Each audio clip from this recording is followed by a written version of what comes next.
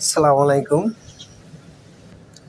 যাদের আমার মতো ছোট বারান্দা আছে তারা চাইলে ছোট একটা খাঁচা বানাইয়া ৫টা ১০টা মুরগি পাললে মোটামুটি বাসায় যে ডিমের চাহিদাটা থাকে, ফ্যামিলিগত যে ডিমের চাহিদা, ওই চাহিদা কিন্তু ফেলা হয়। বাহির থেকে কিন্তু আর ডিম কেনা লাগে না, ঠিক আছে? তো দেখেন, আমি এখানে একটা খাঁচা বানাইছি ছোট। খাঁচাটা আপনার হচ্ছে যে ১.৫ ফিট বাই ৬ ফিট। এখানে আমার দেশি মুরগি আছে ৫টা।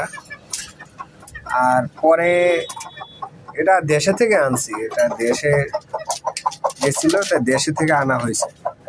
আর ওদিকে ফাউমি আছে 5টা। দেশি মুরগি একটা হয়েছে মোরগ, আর সাইডে হয়েছে মুরগি।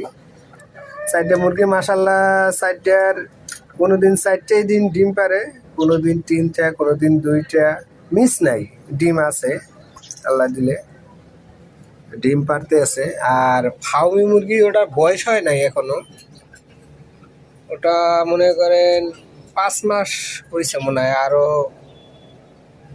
15-20 দিন গেলে ওটা মাশাআল্লাহ আল্লাহ দিলে ডিম দিব।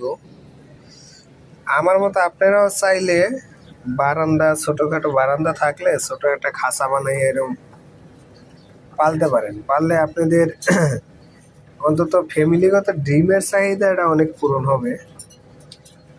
কারণ ঢাকা শহরে আপনার দেশি মুরগির ডিম পাওয়াটা কিন্তু খুব টাফ।